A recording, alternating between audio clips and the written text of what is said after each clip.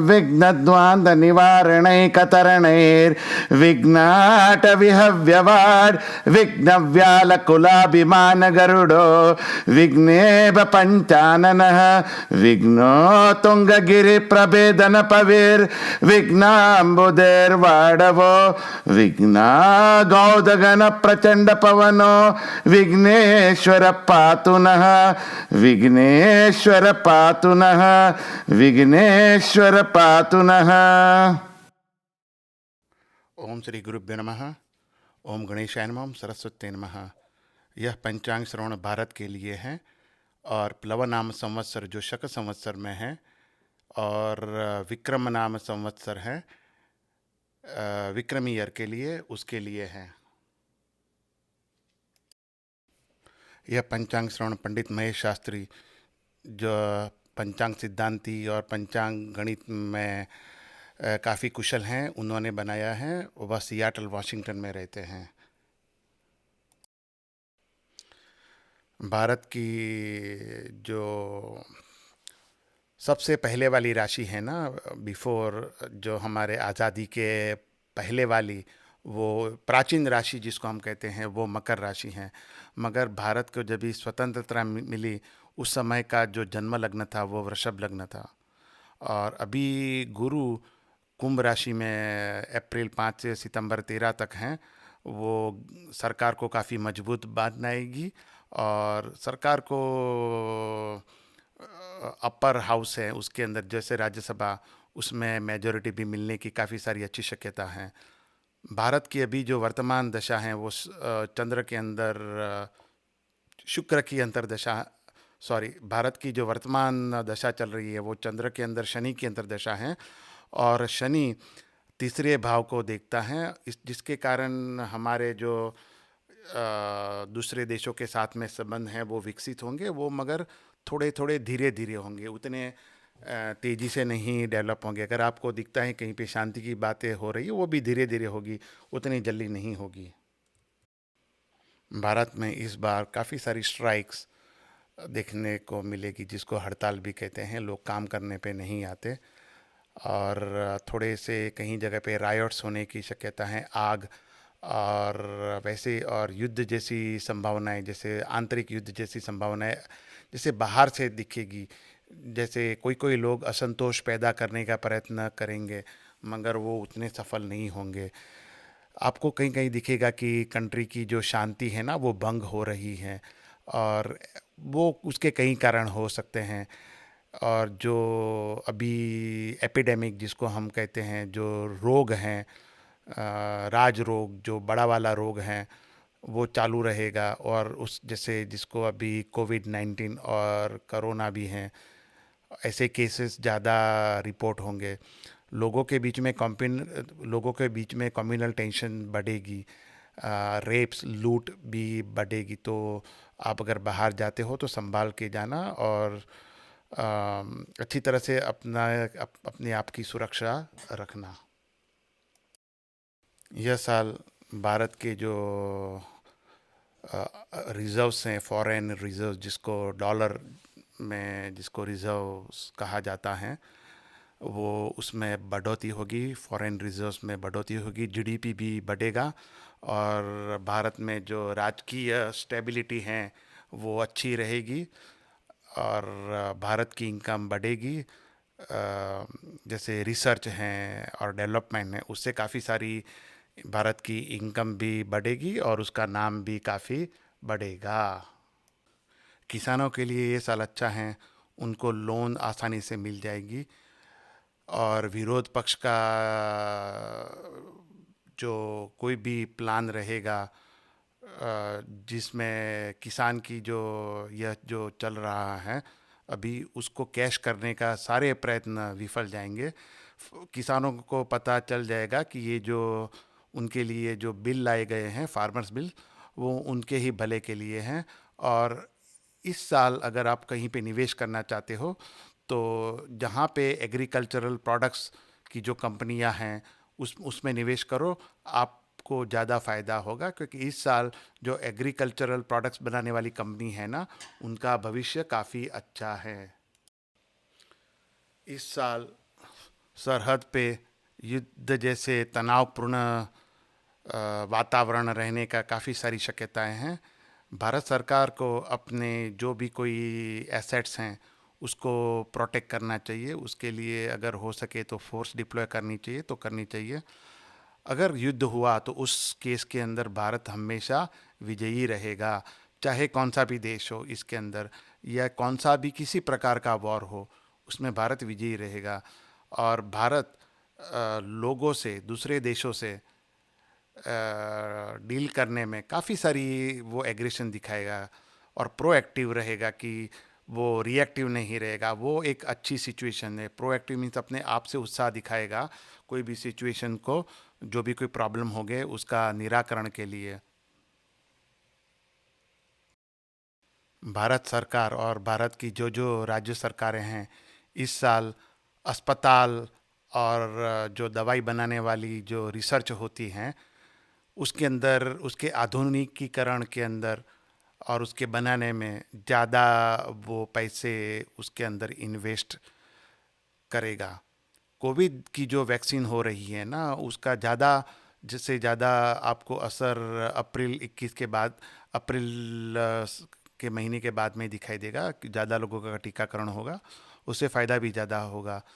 और भारत सरकार अपनी इंफ्रास्ट्रक्चर जैसे कम्युनिकेशंस हैं, दूरसंचार, संचार विधियाँ, रोड ट्रांसपोर्टेशन, उसके अंदर वो काफ़ी सारा खर्चा करेगी। और पुलिस और जो लॉ एनफोर्समेंट फैसिलिटीज़ हैं जैसे पुलिस हैं, सीआरपीएफ हैं, उनको भी, उनका भी आधुनिकीकरण होगा।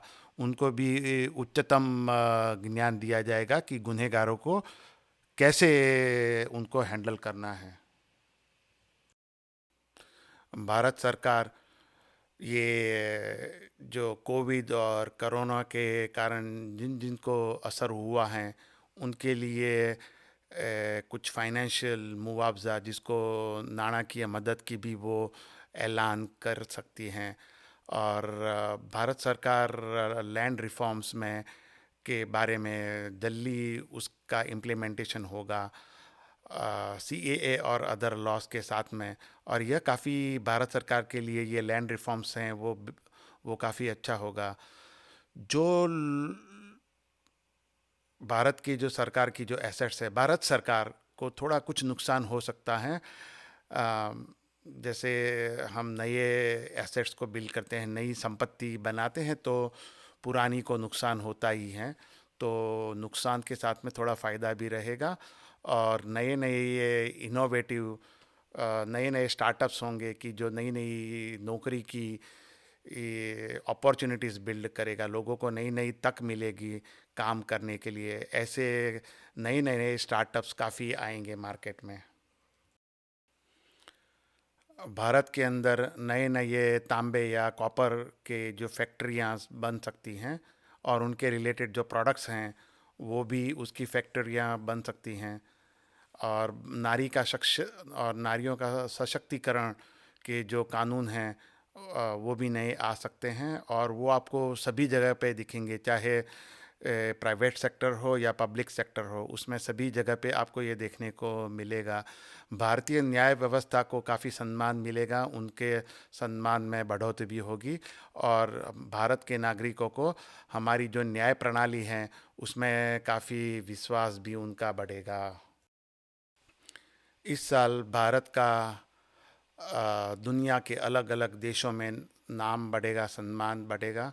और भारत में जो ड्रग्स का जो प्रॉब्लम्स हैं और ड्रग पैडलर्स हैं, दे विल, उनको, वो ज़्यादा एक्सपोज होंगे और उनके ऊपर कानूनी कार्रवाई होगी। नक्सलाइट मूवमेंट्स जो होगी उनको भी काफ़ी तरह से उसको अप्रभावी बनाया जाएगा और धीरे धीरे उनको काफ़ी वीक हो जाएगी। और भारत में जो लेफ़्ट पार्टीज़ जो हैं उनको काफ़ी तकलीफ़ होगी सर्वाइवल के लिए। भारत के राष्ट्रीय मंच पर कोई कई राज्य में वो थोड़े सफल हो सकते हैं, मगर ओवरऑल देखा जाए तो पूरे भारत के अंदर उनका उतना प्रभाव कम होते हुए दिखेगा। इस समय आपको ये भी लगेगा कि कोई कोई विदेशी शक्तियों से के साथ में काम करना थोड़ा भारत के लिए थोड़ा डिफ़िकल्ट रहेगा, मगर उसमें ज़्यादा ध्यान देने की ज़रूरत नहीं, सब इजी हो जाएगा। और नए नए स्वदेशी संचार के जो व्यवस्थाएं हैं, जैसे 5G हैं, उसके ऊपर अच्छा सा डेवलपमेंट होगा और सरकार उसमें सहायता भी देगी, और उसके लिए जो भी नए कानून की ज़रूरत है वो भी बनाए जाएंगे। भारत के जो पब्लिशिंग हाउसेस हैं, जो पब्लिशिंग कंपनीज हैं, जो किताबें पब्लिश करती हैं, उन वो उनको अच्छा होगा। और जो डिजिटल मीडिया है उसको भी काफ़ी फ़ायदा होगा, सोने के प्राइस बढ़ेंगे। भारत सरकार की जो पॉपुलैरिटी है, लोकप्रियता बढ़ेगी, मगर इसके साथ में ही जो जो कोई मिनिस्टर हैं, कोई कोई राज्य सरकार या केंद्र सरकार में, उनके कोई कांड सामने आएंगे, और जो रिलीजियस, जो धर्म के अंदर या जुडिशियरी, कानूनी व्यवस्था के अंदर जो लोग हैं, उसमें से किसी कोई कोई की मौत का बुरा समाचार भी आएगा। और जो सरहद के पार से जो हानिकारक घुसपैठिए हैं, वो भी, उसमें भी थोड़ी बढ़ोतरी होगी। भारत सरकार को सचेतन रहना चाहिए, अगर हो सके तो जो भी कोई स्टेप्स लेने चाहिए वो लेने चाहिए इसको रोकने के लिए। भारत के अंदर जो गुप्तचर हैं और त्रासवादी गतिविधियां बढ़ने की संभावना है, और भारत में जो कर की आय है भारत सरकार को, वो भी बढ़ेगी, लोग ज़्यादा कर देंगे। और भारत को मेडिकल और फार्मास्यूटिकल इंडस्ट्री से भी फ़ायदा होगा, जो दवाई बनाते हैं उनसे भी फ़ायदा होगा। और भारत में जो खनन उद्योग हैं, आधिकारिक और हैवी इंडस्ट्री है, जब भारी उद्योग, उनको भी काफ़ी सारा मुनाफा होगा, उनके स्टॉक्स में भी काफ़ी सारा अच्छी बढ़ोतरी होगी। भारत सरकार के विरुद्ध में भारत के अंदर से ही कोई कोई ऐसे षड्यंत्र बनाए जाएंगे जिसमें हनी ट्रैप्स भी इन्वॉल्व है। हनी ट्रैप्स का मतलब कोई स्त्री का इस्तेमाल करके कोई कोई लोगों को फंसाया जा सकता है। उसके लिए जो भी कोई स्टेट और सेंट्रल मिनिस्टर्स हैं, जो भी कोई पार्टी के हैं, उनको संभालने की ज़रूरत है। और भारत को जो शासक हैं उनको भी कोई कोई षड्यंत्रों के सामने काफ़ी संभाल रखने की ज़रूरत है, क्योंकि षड्यंत्र काफ़ी होंगे जो काफ़ी सीक्रेट होंगे, बाहर पता भी नहीं चलेगा लोगों को, और उसके लिए आँख खुले रखने की ज़रूरत है। कोई कोई लोग अब हमारे खुद की पार्टी के अंदर से ही प्रॉब्लम कर सकते हैं।